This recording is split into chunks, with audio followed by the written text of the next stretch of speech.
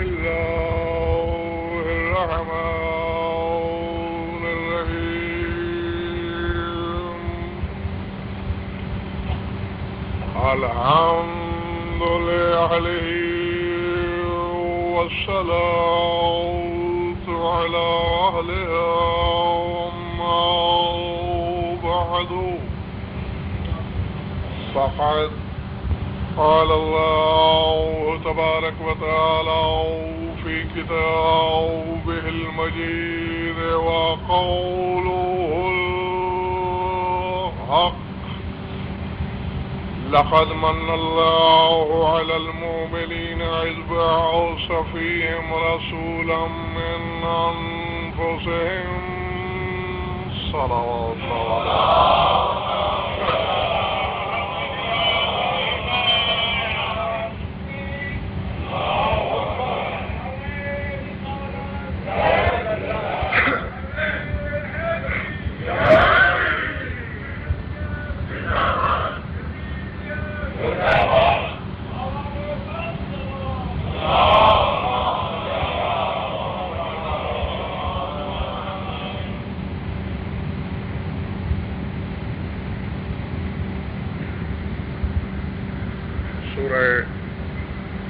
آل عمران سے ایک آیت تلاوت کی میں نے.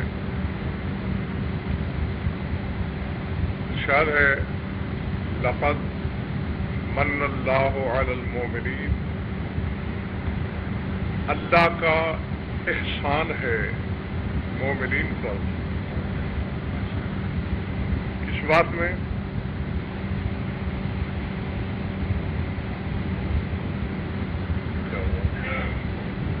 آواز نہیں آ رہی؟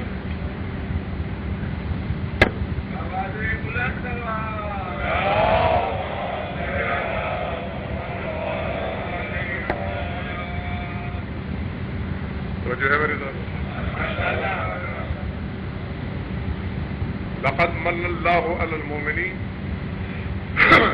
منت ہے، احسان ہے خدا کا مومنین پر. کیسا؟ اذ بعث فیہم رسولا من انفسہم، کہ اس نے ان مومنین میں ان جیسا رسول مبعوث کیا. اللہ اکبر. من انفسہم، جو انہی کے نفوس میں سے ہے، جو انہی جیسا. احسان کس پر؟ مومنین پر. بظاہر یہ بات خلاف واقعہ نہیں، کیونکہ جب رسول مبعوث ہوئے خطہ عرب پر بظاہر تو کافر ہی کافر تھے، کوئی مومن تو تھا ہی نہیں. پھر کیوں کہہ رہا ہے لقد من اللہ علی المؤمنین، کہ مومنین پر احسان ہے خدا کا. دو میں سے ایک بات ہوگی، یا معاذ اللہ میری زبان جلے خدا خلاف واقعہ کہہ رہا ہے، یا پھر ماننا پڑے گا کہ کچھ مومن تھے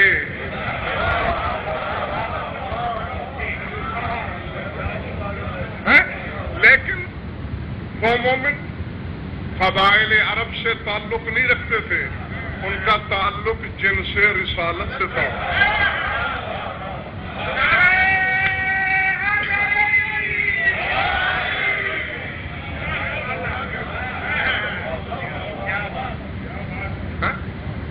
من انفسہم، کہ جن کی جنس سے رسول.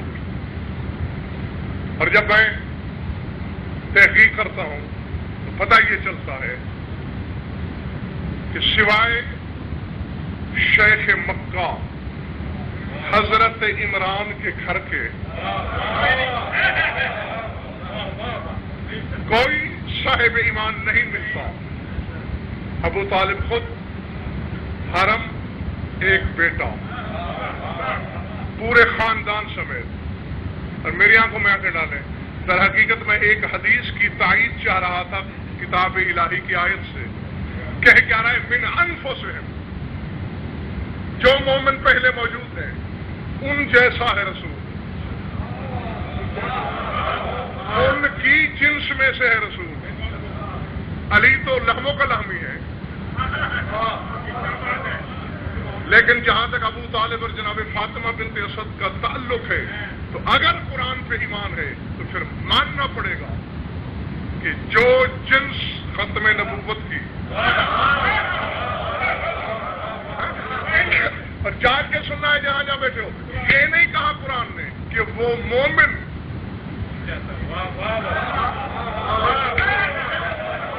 بلکہ آیت اس کے برعکس ہے کہ رسول ان جیسا۔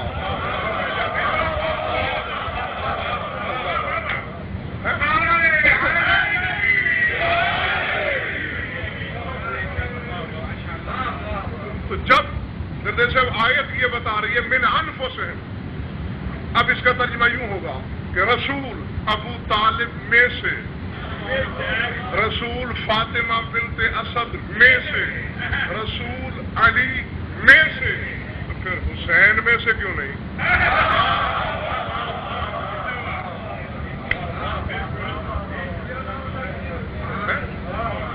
اور آج بخدا بسم اللہ دل یہی چاہ رہا تھا کہ وہ شعرۂ آفاق حدیث جو بچے بچے کی زبان کی نوک پہ رکھی ہے، میں اس کی کچھ حقیقی شرح آپ حضرات کی خدمت میں پیش کروں۔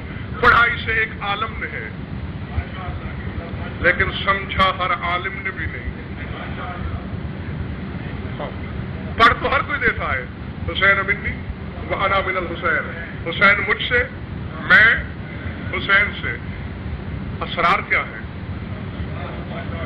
حقائق کیا ہے، رسول کہنا کیا چاہتے ہیں، دل چاہ رہا ہو تو پیش کروں۔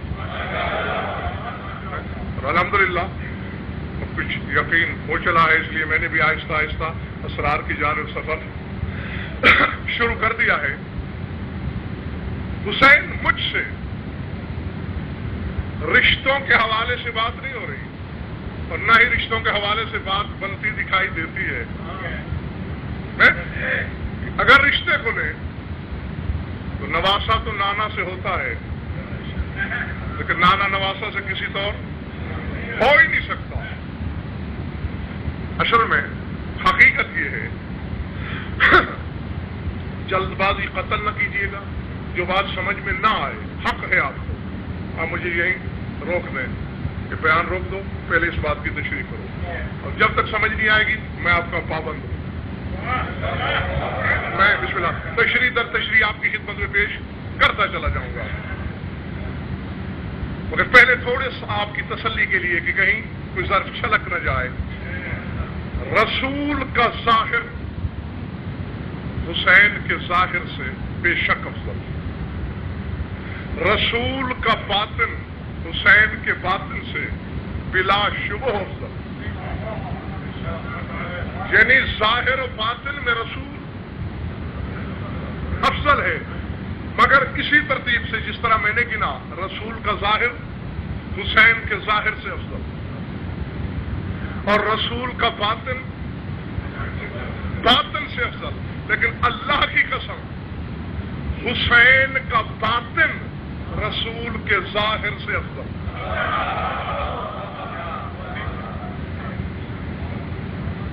جگہ پھر حیرت چھا گئی نہیں، میں ذرا دیکھیں، میں ایک حصے مثال سے سمجھاؤں۔ ایک سید ہے، ایک غیر سید۔ سید کا بدن غیر سید کے بدن سے افضل، کیوں کہ سید کا بدن صدقے کی آلودگی سے کثیف نہیں ہوا، غیر سید نے صدقہ کھایا، اس کا بدن کثیف ہوا ہے، کیونکہ صدقہ تو اوصاف الرجال، صدقہ ہاتھ پاؤں کی میل ہوتا ہے، سید کا بدن اس میل سے بچا رہا۔ اسی طرح سید کی روح غیر سید کی روح سے افضل۔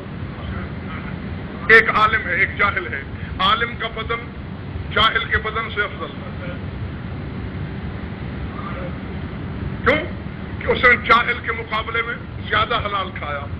اسی طرح عالم کی روح جاہل کی روح سے افضل، لیکن غیر سید کی روح سید کے بدن سے افضل، کیوں کہ بدن کثیف ہے بابا، روح لطیف ہے۔ اسی طرح جاہل کی روح عالم کے بدن سے افضل، روح سے افضل نہیں۔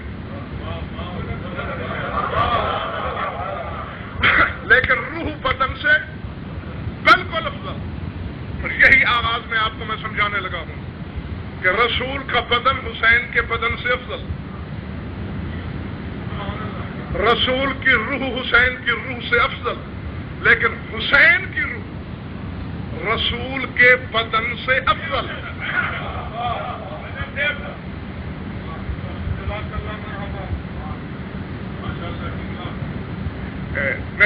میں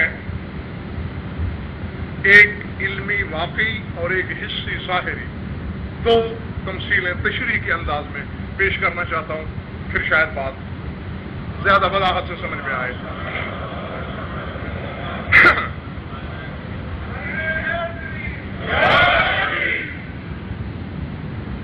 لفظ دو، نبوت، امامت۔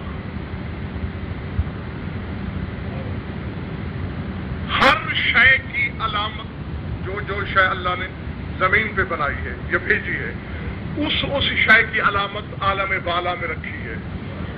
نبوت کی علامت ہے عرش، اور امامت کی علامت ہے کرسی۔ یعنی قرآن میں جہاں عرش کا ذکر ہو اس کی ایک ظاہری تفسیر ہوگی، ایک باطنی۔ ظاہر میں وہی عرش جو اوپر ہے، باطن میں نبی۔ اور جہاں کرسی کا ذکر ہوگا، ظاہر میں وہ کرسی، باطن میں امام۔ مثال کے طور پر آیت آئے گی رفیع الدرجات ذو العرش، جا کے سن لینا۔ یہ حقائق ہر کوئی آپ کو نہیں بتا سکے گا، صرف اسی کو توفیق ہوتی ہے جسے وہ خود توفیق دیتے ہیں۔ رفیع الدرجات ذو العرش، مرتبے بڑھانے والا ہے وہ خدا جو عرش کا مالک ہے۔ اب اس کے دو ترجمے ہوں گے۔ رفیع الدرجات ہے وہ خدا جو عرش کا مالک ہے، رفیع الدرجات ہے وہ خدا جو محمد کا مالک ہے، کیونکہ عرش علامت ہے نبوت کی۔ چلے تو نہیں گئے ہو؟ اور کرسی کس کی علامت ہے؟ امامت کی۔ نبی کے زمانے، ویسے تو ہر امام اپنے اپنے زمانے میں کرسی ہے۔ رسول کے زمانے میں امام کون تھا؟ علی یار، خدا تمہاری مشکل حل کرے، بڑا من۔ علی امامت کی پہچان، رسول نبوت کی پہچان۔ عرش رسول، کرسی علی۔ آیت پڑھتا ہوں اور دیکھتا ہوں کہ سننے آئے ہو یا بگار بھگتانے۔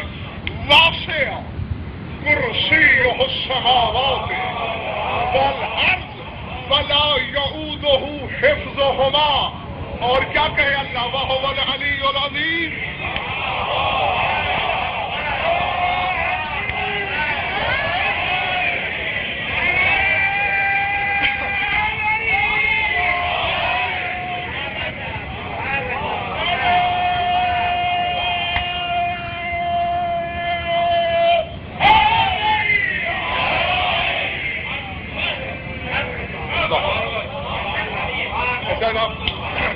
پھر دے رہا تھا جناب، واسع کرسیہ السماوات والارض ولا یؤودہ حفظہما وہو العلی العظیم۔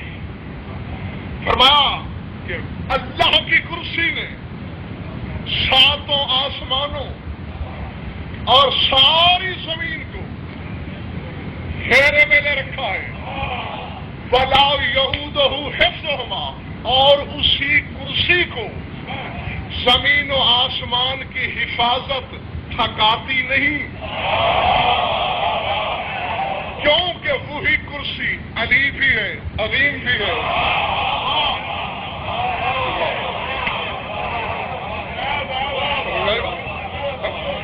ہاں، یعنی اب اس سے بڑی بات آیت کیا ہو سکتی ہے؟ کیونکہ امام کرسی کی علامت تھا، کرسی آیت تھی امام کی۔ تو جس دور میں آیت اتاری جو اس زمانے کا امام تھا،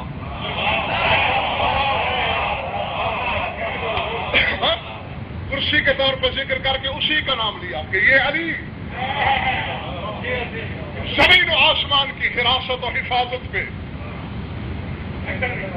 موکل ہے، کہ محیط ہے ارض و سما پر، اور عالم کی نگرانی علی کو تھکاتی نہیں، کیونکہ وہ عام علی نہیں بلکہ عظیم علی ہے. اب دیکھیں جس طرح نبوت کی علامت عرش تھا اور امامت کی علامت کرسی، یہ دونوں باطن ہیں. عرش بھی باطن، کرسی بھی باطن. ان دونوں کا حضور اللہ نے ایک ظاہر بھی بنایا ہے. عرش کا ظاہر ہے سورج اور کرسی کا ظاہر ہے چاند.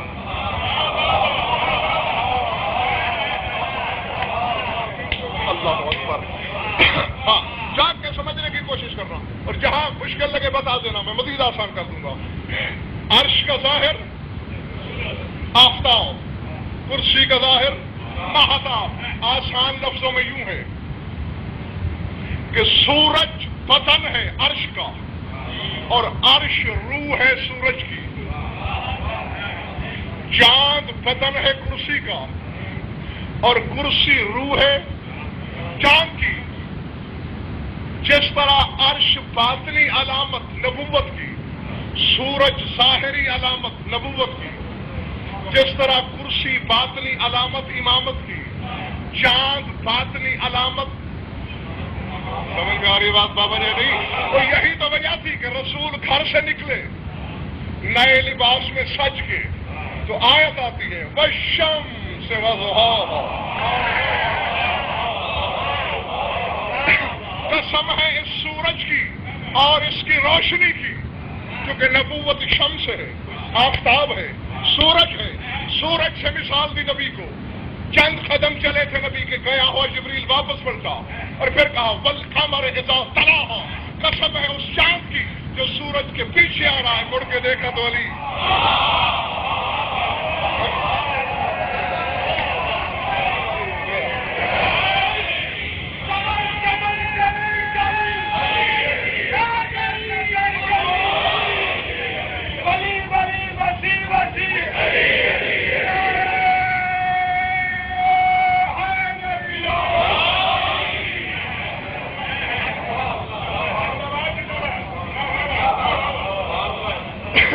اور فرمایا آپ نے یا نہیں؟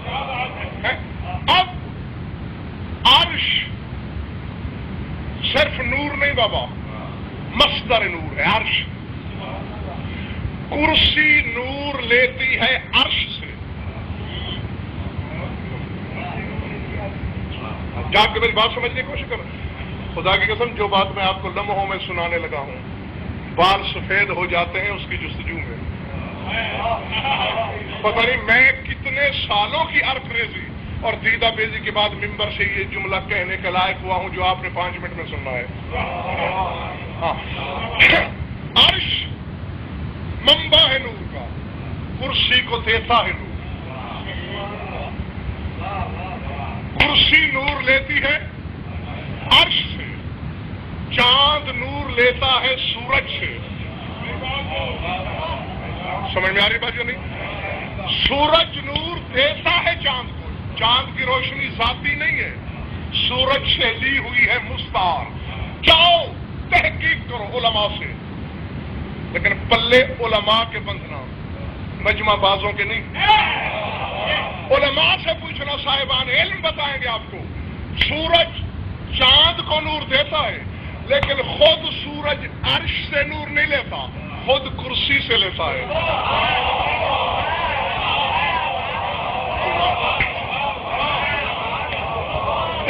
اللہ اکبر.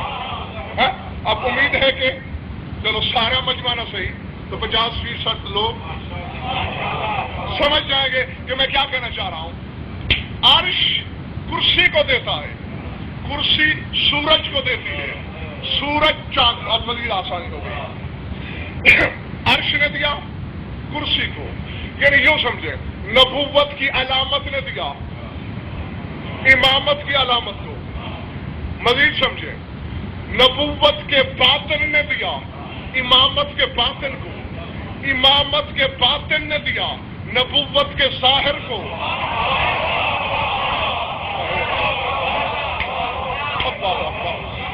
سمجھ میں نہیں آ رہی بات؟ اور پھر نبوت کے ظاہر نے دیا امامت کے ظاہر کو. عرش کہہ سکتا ہے میں نہ ہوتا تو کرسی نہ ہوتی، کرسی مجھ سے ہے، کرسی کہہ سکتی ہے میں نہ ہوتی، سورج نہ ہوتا، سورج مجھ سے ہے، تبھی تو رسول کہہ رہا ہے میں حسین سے۔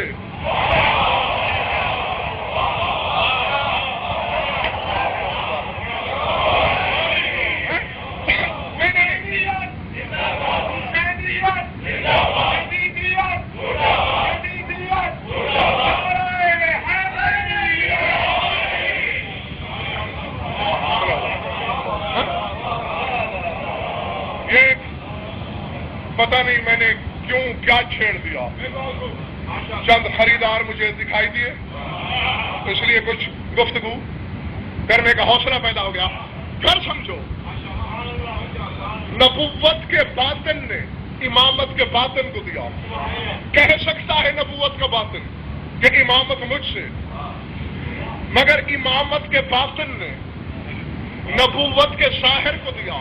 وہ کہہ سکتا ہے کہ نبوت کا ظاہر مجھ سے، یہ نہ ہوتا تو یہ نہ ہوتا، یہ نہ ہوتا تو یہ نہ ہوتا، وہ اس سے۔ حسین منی وانا من الحسین، بلکہ اب حقیقی بات کہنے لگا ہوں۔ رسول کے کہنے کا مقصد یہ ہے کہ حسین کا ظاہر و باطن فیض پاتا ہے مجھ سے، اور میرا ظاہر فیض پاتا ہے حسین سے۔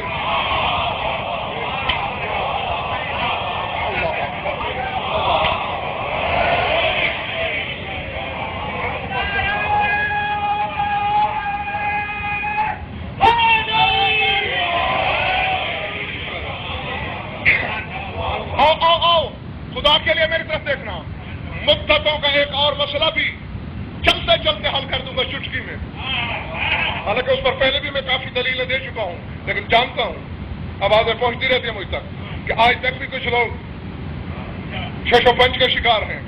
میری طرف دیکھنا، امامت کا باطن نبوت کے ظاہر سے افضل ہوتا ہے۔ گردے صاحب کسی فقیہ مجتہد سے پوچھئے گا، پیش نمازی کے لیے شرائط جو بھی مقرر ہیں سب کا تعلق باطن سے ہے۔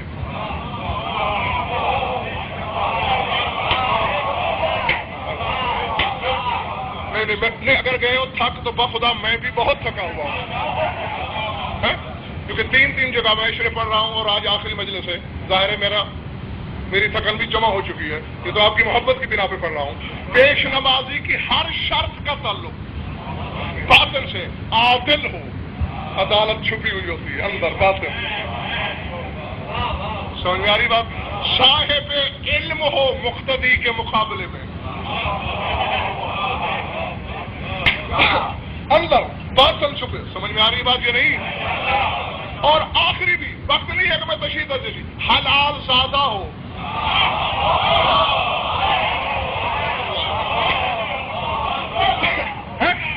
دیکھو بلے باندھ لو، ولایت کے ظاہر کا نام ہے نماز، اور نماز کے باطن کا نام ہے ولایت۔ نماز جسم، ولایت روح، نماز کی روح ولایت، ولایت کا بدن نماز۔ جب بدن حلالی کے علاوہ کوئی نہیں چھو سکتا، روح کو حلالی کے علاوہ کوئی کیسے چھو سکتا ہے؟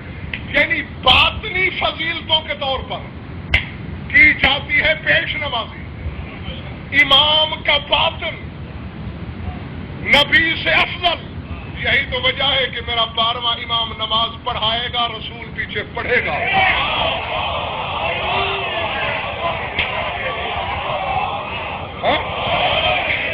کیوں کہ اقتدا کا تعلق ظاہر سے ہے اور پیش نمازی کا تعلق باطن سے۔ سمجھ میں آئیے بات کریے نہیں؟ ہاں، رسول حسین کے ظاہر سے فیض پاتے ہیں،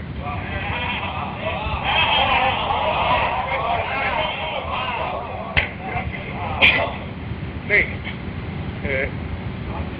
کسی مثال سے سمجھاؤں۔ دل ہے تمہارے پاس، حواس بھی ہے، دیکھنے والے، سننے والے، چھونے والے وغیرہ وغیرہ، ہے نا؟ یہ جتنے حواس کام کرتے ہیں یہ سب قبلہ فیض ہے دل کا۔ دل ہے تو آنکھ دیکھتی ہے، دل ہے تو زبان بولتی ہے، دل ہے تو کان سنتا ہے۔ اگر دل ہی خدا نخواستہ رک جائے، بند ہو جائے، جتنی بڑی بڑی آنکھیں ہوں بے نور، جتنے قوی کان ہوں بہرے، جتنی لمبی زبان ہو گنگ، سمجھ میں آ رہی میری بات یا نہیں؟ یعنی دل فیض رساں ہے آسا کے لیے کلی کے حد تک۔ ہاں پہلے یہ سمجھا دوں، نبوت ہوتی ہے کلی اور امامت ہوتی ہے جزئیات۔ جزئی نا، نعوذ باللہ گناہگار ہو جاؤ گے، جزئی نہ کہنا، جزئی نا، جزئیات۔ یہ پورا رومال میں پھیلا دوں یہ کل ہے، جزئی تو یہ ہوگا نا کہ تھوڑا سا ٹکڑا کاٹ لوں یہ جز ہے، اور اگر اس کو سارے کو ٹکڑوں میں بانٹ دوں تو یہ اسی کلی کے جزئیات ہیں۔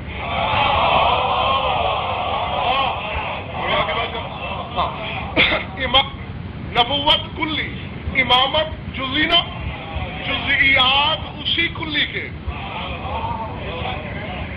دل کو اسی طرح، دل کلی ہے کہ کل کے کل اعضاء کو فیض دیتا ہے، لیکن حواس جزئیات میں پھر فیض رساں ہے دل کے۔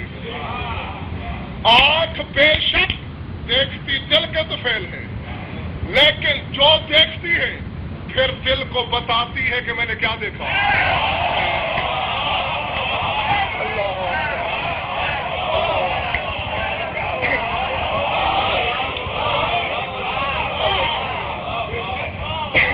اور فرمایا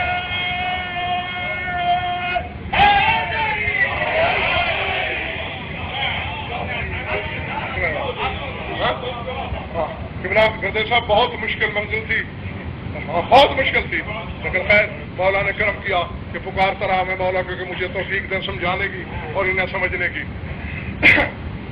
کان دل کے فیض سے سنتے ہیں، لیکن جو سنتے ہیں پھر دل کو بتاتے ہیں۔ اس کو یوں سمجھیں، کہہ سکتے ہو دل نہ ہوتا آنکھ نہ ہوتی، آنکھ نہ ہوتا دل بیکار۔ کیوں؟ اگر میں آنکھ بند کر لوں، دیکھ رہی ہے نہیں، اب دل سے کہو دیکھ کے دکھائے۔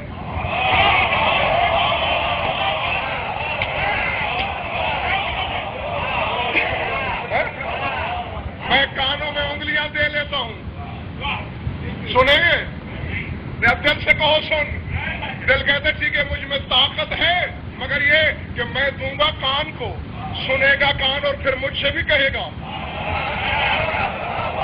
تو اب کہہ سکتا ہے دل کہ میں آنکھ کو فیض دیتا ہوں، فیض رساں ہوں اس کے لیے اور اس کی جزئیات کے لیے، پھر محتاج ہوں آنکھ کا، اس سے فیض یاب ہوتا ہوں۔ یہی تو تمہارا رسول کہہ رہا ہے کہ کلی ہونے کے ناطے حسین کو فیض میں دیتا ہوں۔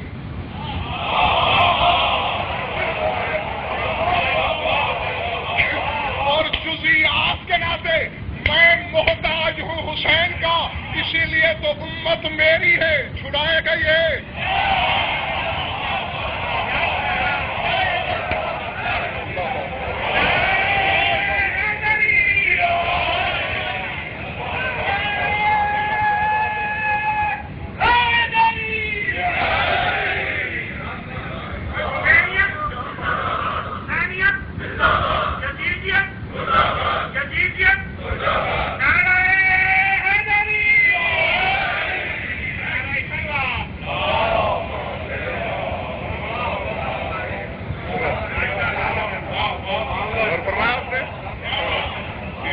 یہ مقاصد اور اسرار پوشیدہ ہے حسین منی۔ اسی لیے تو قبلہ میں اکثر منبروں سے کہا کرتا ہوں، اس عالم کو آیت پڑھنے کا حق نہیں جو آیت کے مالک کی منشا کو نہیں بیان کر سکتا، اسے حدیث پڑھنے کا حق نہیں جو صاحب حدیث کی منشا کو نہیں سمجھتا۔ کہنے کا مقصد کیا ہے؟ حسین ظاہر و باطن میں میرا محتاج، مگر میرا ظاہر حسین کا محتاج، اسی لیے تو حسین کا باطن حکومت کرتا ہے میرے ظاہر پر، کبھی سواری کر کے،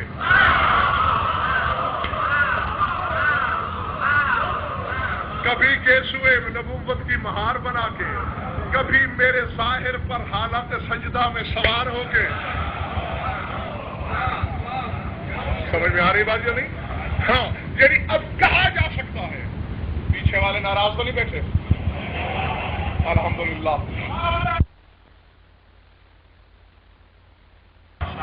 جیسے صاحب قبلہ علی کا کچھ رشتہ ہی ایسا ہے خدا سے کہ علی تو پھر علی ہے میرے دل میں، آپ کے دل میں، جس دل میں علی رہتا ہے۔ اب دیکھیں اس کی کتنی رعایت مطلوب ہے خدا کو۔ یہ تو آپ کو پیش نمازوں نے بھی بتا رکھا ہوگا کہ جب کوئی مرے کفن پہ لکھو خاک شفا سے شاہد اب ایمان ہے، فلاں فلاں فلاں 40 مومن کے دستخط کرا دو کہ ان 40 نے گواہی دی اس کے ایمان کی۔ معصوم سے پوچھا کہ مولا اس کا مقصد فائدہ؟ فرمایا فائدہ یہ ہے کہ یہ جو لکھتے رہتے ہیں یہ اپنا تمار اپنا دفتر لے جاتے ہیں، اس نے یہ کیا، اس نے یہ کیا۔ اللہ کہتا ہے چپ، 40 مومن جس کی گواہی دے رہا ہے ان کی مانوں یا تمہاری؟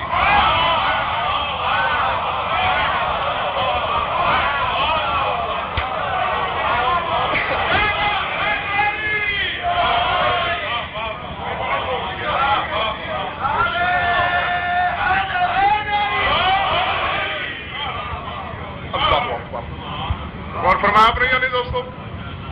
اب کہا جا سکتا ہے رسول نہ ہوتے حسین نہ ہوتا، حسین نہ ہوتے رسول نہ ہوتا۔ سمجھ میں آ رہی بات یا نہیں؟ ہاں، اور دیکھیں ویسے 14 ایک ہیں لیکن صفت اب یہ یوں سمجھ لیں کہ ایک باپ کے 14 بیٹے، سبھی عالم، سبھی فاضل، سبھی طاہر، سبھی متقی پرہیزگار۔ بادشاہ وقت کو خبر ہوئی کہ 14 بھائی ایک ہی گھر میں، سب کا علم ایک ہے، قد و قامت ایک، کردار ایک، رفتار ایک، گفتار ایک، خصلت ایک، صورت ایک، سیرت ایک، بالکل برابر، فرق کسی میں نہیں۔ بادشاہ نے بلایا میں چاہتا ہوں کہ میرے کاروبار سلطنت میں ہاتھ بٹاؤ، ایک کو تجارت کا قلمدان، ایک کو صنعت کا، ایک کو تعلیم کا، حالانکہ علم میں سب برابر تھے۔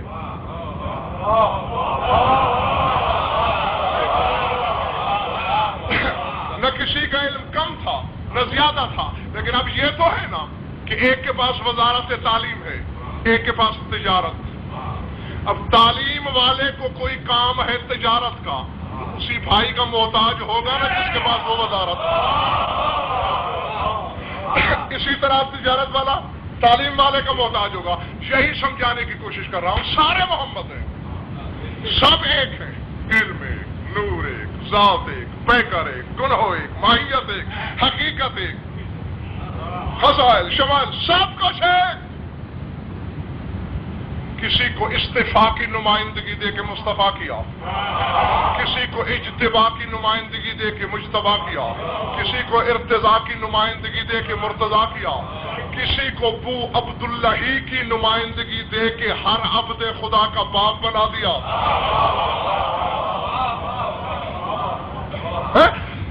اب اگر کسی کو استفائی چاہیے اس خاندان میں سے بھی تو پھر محتاجی اس کی ہے نا جس کے پاس استفاء۔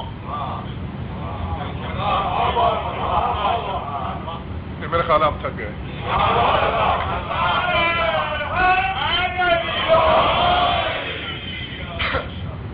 کسی کو ارتضاء سے کام تو احتیاج مرتضیٰ کی ہوگی نا۔ اسی طرح حسین کے پاس کیا نمائندگی ہے؟ یہ ہے ابو عبداللہ۔ سرکار کے سب کیا شیوہ جہالت ہے کہ جی مولا کا ایک بیٹا تھا عبداللہ، اس وجہ سے ابو عبداللہ۔ نہ، عقل و نقل دونوں کے خلاف ہے۔ میں بہت سے مجالس میں اس کی تردیدیں کر چکا ہوں۔ عرب کی روایت یہی ہے کہ اگر کنیت بیٹے کے نام پہ رکھنا ہوتی ہے تو بڑے بیٹے کے نام پر. اور پھر آؤ میں پوری جائیداد اور مفت کی غلامی کی شرط پر یہ شرط لگانے کو تیار ہوں کہ ابھی حسین 2 3 4 5 6 سال اسی ترتیب کے ساتھ تھے کہ رسول پوچھتے تھے اینا ابو عبداللہ,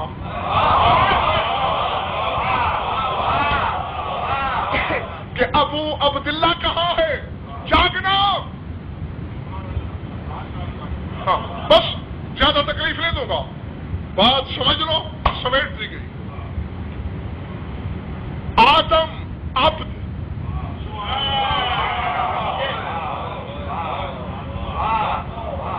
حسین ابو عبد, نوح عبد, ابراہیم عبد, عیسیٰ تک کیا دورہ تھا پھر عبد. پالنے والے میرے رسول کا نام کیا ہے قرآن میں؟ سورہ جن پڑھنا. انہ لما قام عبد اللہ یدعوہ قادو یکونون علیہ لبدا. اللہ فرماتا ہے کہ جب عبداللہ نماز پڑھتا ہے, یعنی جب اللہ کا عبد نماز پڑھتا ہے تو کافر اسے گھیرے میں لے لیتے ہیں کہ ہم سے خوف زدہ ہو کے نماز توڑ دے, مگر کہیں اللہ کے عبد نے بھی نماز توڑی. رسول عبداللہ, حسین ابو عبداللہ.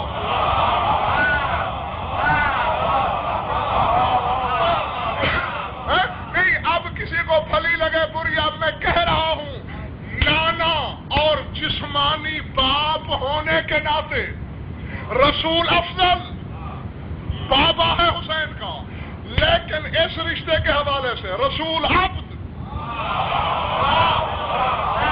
حسین ابو عبداللہ. اس طور پہ حسین اپنے نانا کا بھی باپ, اپنے باپ کا بھی باپ, اپنی ماں کا بھی باپ. اب جس طرح علی ابو تراب, یعنی علی نہ ہوتے زمین نہ ہوتی, میں کہہ سکتا ہوں حسین نہ ہوتا, نہ فاطمہ ہوتی, نہ علی ہوتے, نہ محمد ہوتے.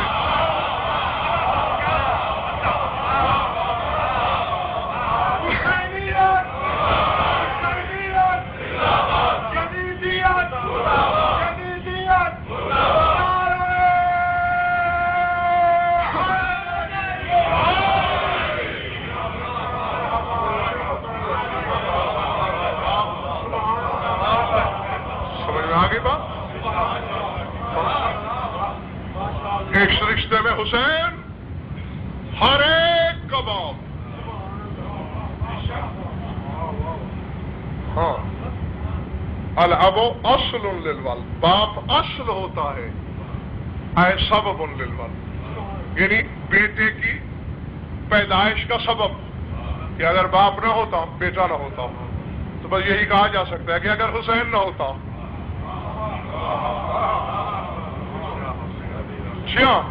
یہی تو مقصد ہے بابا.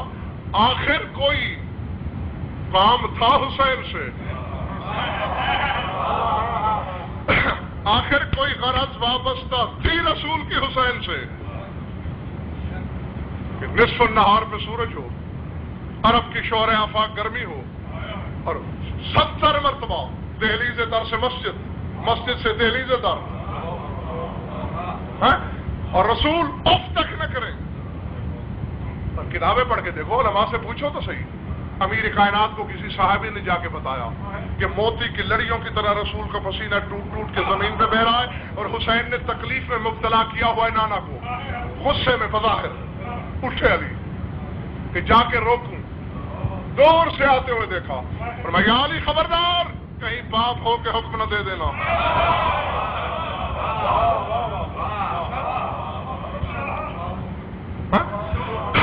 باپ ہونے کی حیثیت میں اپنے اختیارات نہ آزمانو.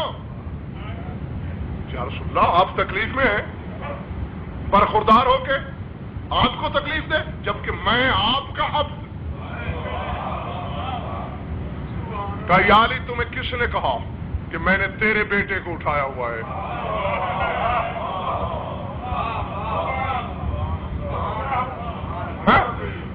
اللہ اکبر.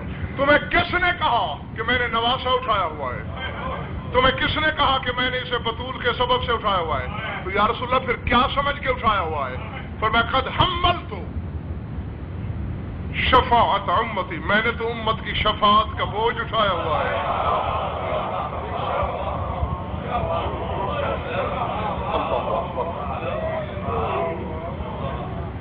العظمت للہ۔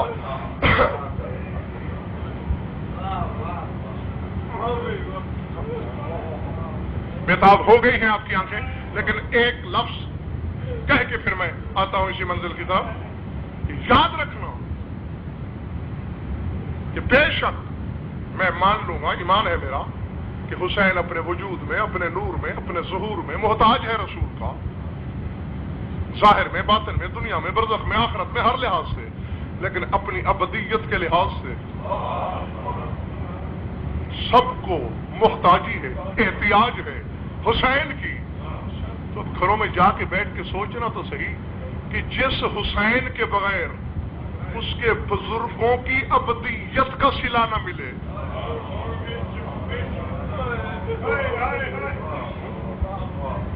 اس حسین کے غم کے بغیر تو جنت لے لے گا؟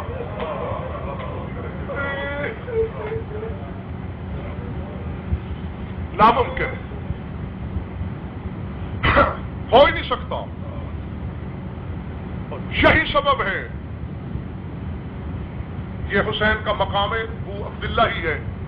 مزید تفصیل پھر انشاءاللہ کسی مجلس کے لیے ادھار رہی، تبصرے ہوں گے۔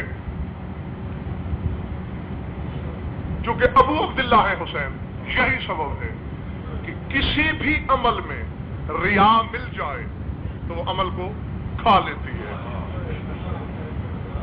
آپ نماز پڑھ رہے ہیں، دل میں خیال آیا کہ لوگ مجھے دیکھیں گے، باطل۔ آپ نے روزہ رکھا کہ لوگ مجھے متقی سمجھیں، باطل۔ آپ نے حج کیا کہ لوگ کہیں بڑا پاک باز ہے، باطل۔ آپ نے صدقہ کیا لوگوں میں واہ واہ ہو جائے، باطل۔ آخر کیا وجہ ہے کہ حسین کے غم میں ریا بھی عبادت؟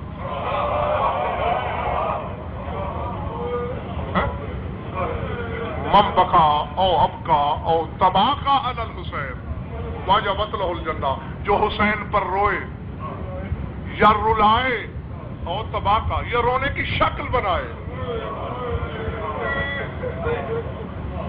میرے محترم سامعین، یہ ریا نہیں تو اور کیا ہے؟ یعنی رونا نہیں آ رہا، لوگوں کے سامنے ظاہر کرے کہ میں رو رہا ہوں، ریا ہے، کر ریا رہا ہے۔ ما ینطق کی زبان کہہ رہی ہے کہ جنت واجب ہے، اور جب میں نے عالم ارواح میں خدا سے پوچھا ہے کہ پالنے والے حسین کے لیے اتنی رعایتیں کیوں، آوازیں گزرتا ہے جب شاہرانہ روش چھوڑ، وہ کیا چیز ہے جو حسین نے میرے لیے لٹا نہیں دی؟ اللہ اکبر، العظمت اللہ۔ نہ حسین نے، جی بابا،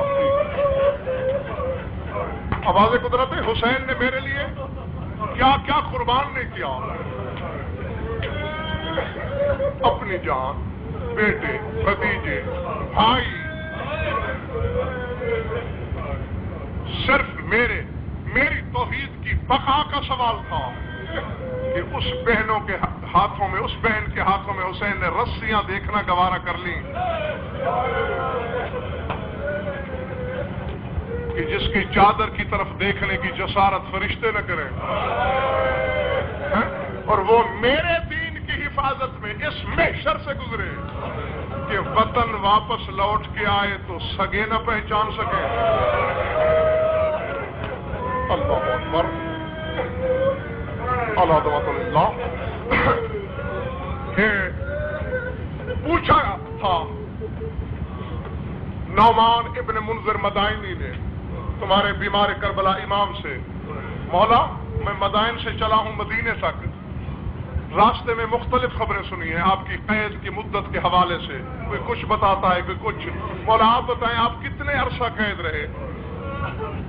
سرخ آنسوؤں کا فوارہ چھوٹا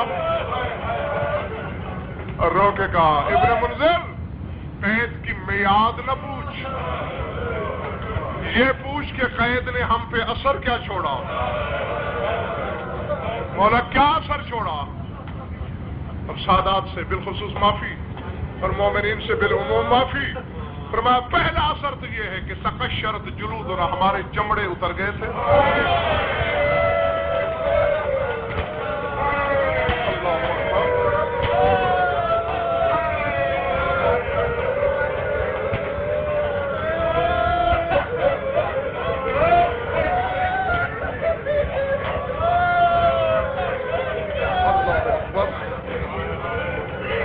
اور دوسری بات ابن منذر یہ ہے کہ جب ہم رہا ہوئے میں نے پھپھی کو نہیں پہچانا،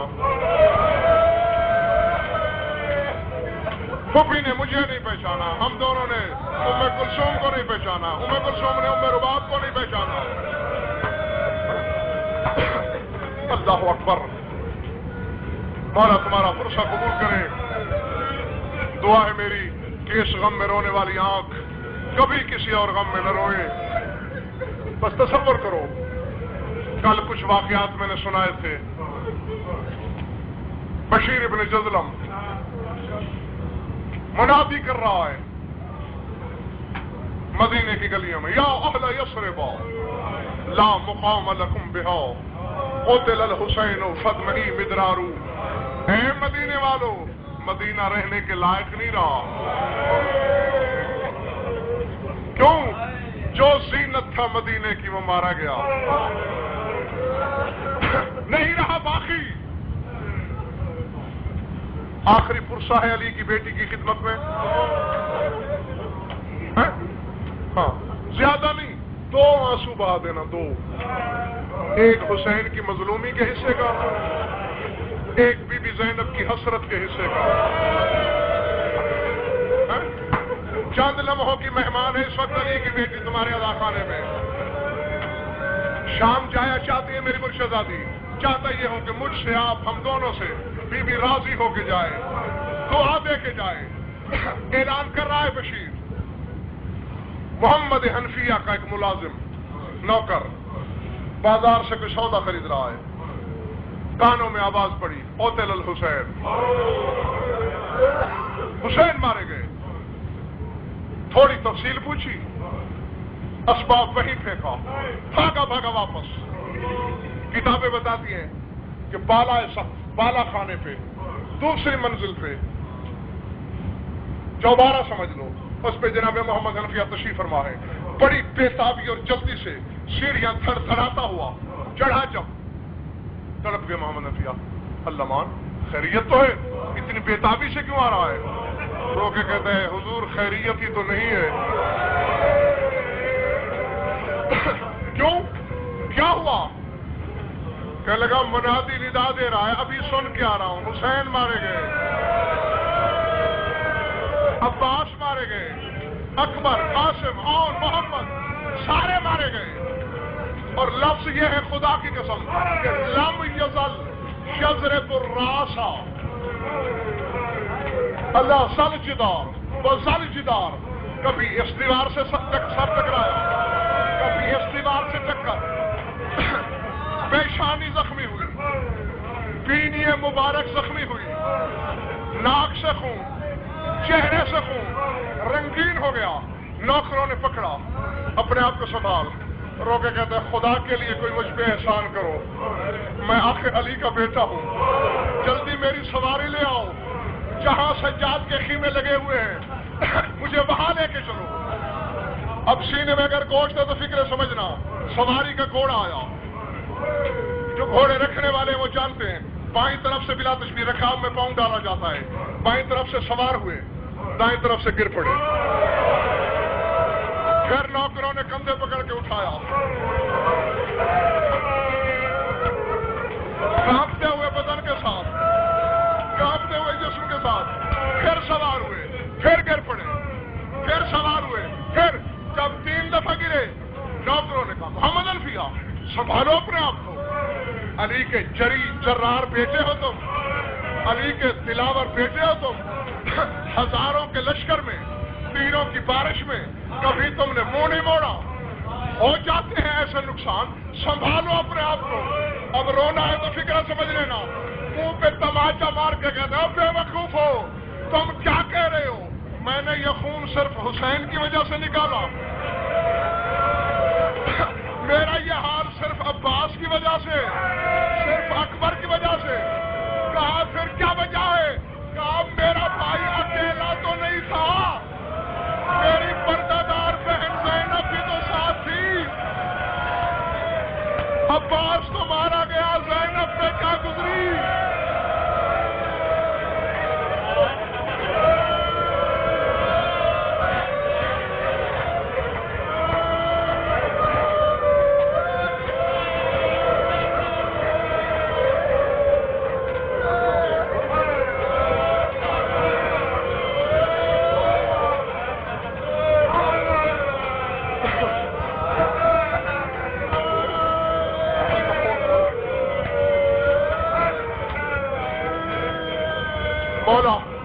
مولا تمہیں اس غم کے سوا کسی غم میں اشتبار نہ کرے، مولا تمہاری عبادت قبول کرے۔ ایک منٹ حوصلہ، میری ہاتھ جوڑ کے درخواست ہے، بہت رو لیے، حق تھا میں چھوڑ دیتا، مگر چونکہ آخری فرصہ ہے، پھر سال کی بات ہے، پھر یہ دن 1 سال کے بعد آئیں گے۔ صرف ایک جملہ، دست بستہ کہہ رہا ہوں، ایک جملہ کہنے دو۔ فرمایا میرا حسین تنہا تو نہیں تھا، میری پردہ دار بہن بھی تو ساتھ تھی، میں تو سر ٹکرا رہا ہوں زینب کے خیال سے کہ میری پردہ دار بہن کے ساتھ کیا گزری۔ وہ تو بابا سے شرماتی تھی، تو بابا کے سامنے کبھی نہیں ہے، اس نے بھائیوں کی آنکھوں میں آنکھیں کبھی نہیں ڈالی۔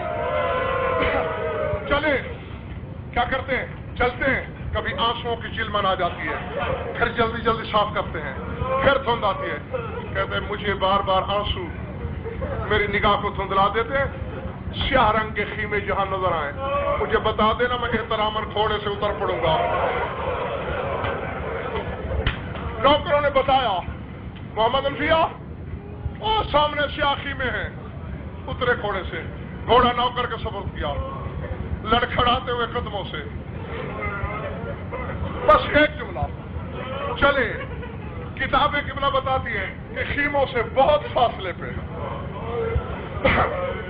تعداد نہیں لکھی قدموں کے لحاظ سے یا رقبے کے لحاظ سے، بل اتنا ہے کہ کافی فاصلے سے ہٹ کے بیمار کربلا نے کرسی رکھی ہوئی ہے، خود کرسی پہ میرے مولا کی آغوش مقدس میں چند رومال ہیں، ایک رومال آنکھوں سے لگاتے ہیں، وہ جب سرخ ہو جاتا ہے وہ رکھ کے دوسرا اٹھا لیتے ہیں۔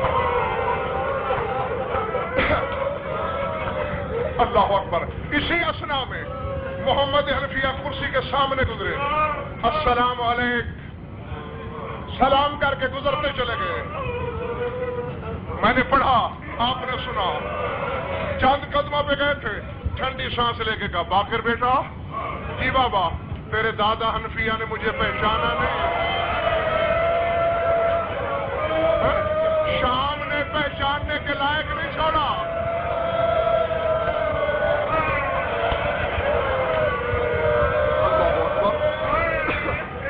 کہا تیرے دادا حنفیہ نے مجھے پہچانا نہیں، بابا کیسے؟ کہا اگر پہچانتے تو اجنبی کی طرح سلام کر کے کیوں گزر جاتے؟ توڑے جناب باقر پیچھے، دامن ابا کو جھٹکا دیا، کون میرا دامن پکڑنے والا؟ دادا مجھے نہیں پہچانا، میں باقر ہوں۔ جیسے عقاب شکار پہ جھپٹتا ہے، جھپٹ کے سینے سے لگایا، موجم کے کام میرا سجاد کہاں ہے؟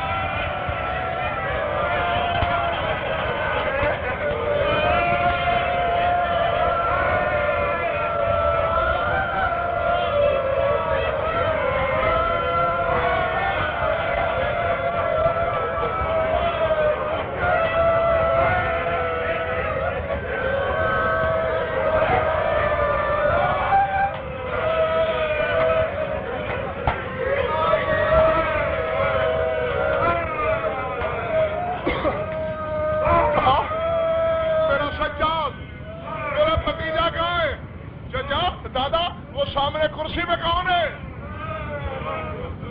پتھر تو یار تمہارے جگر میں بھی نہیں ہے، سنو گے فکرہ؟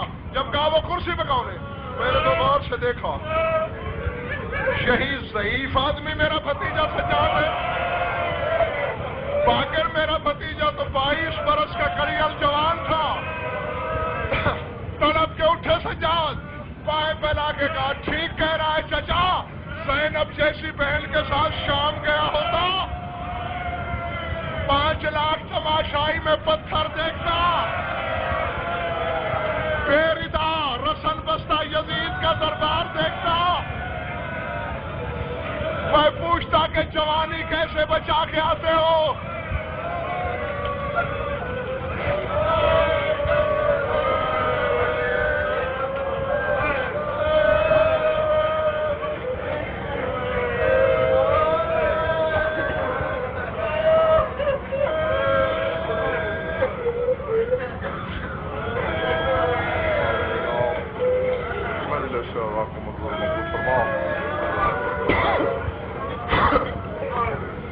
مانی مجلس کے مسائل مومنین مومنات سے شرکت مبد بادشاہ فرماؤ، ہماری یوری دبیانی قبول فرماؤ، یوم جورات دینا فرماؤ، یوم مخروض القلب یہ بے گناہ قید بے غیر فرماؤ، جميع مومنین و مومنات کو حاجات پر عدل شریف کے نزدیک جائز پورے فرماؤ، سرکار حجت کا جلد فرماؤ، اللهم كن لوليك الحجة بن الحسن صلواتك عليه وعلى آبائه في هذه الساعات وفي كل ساعة من ساعات الليل والنهار، ولي محافظ مقاعد مناصر ودليل معين حتى تسكنه وأرضك طولا وتمته فيها طويلا، يا رب محمد وآل محمد عجل فرجهم بقائمهم، ربنا تقبل منا وإنك أنت السميع العليم، بحق محمد وآله الطيبين الطاهرين.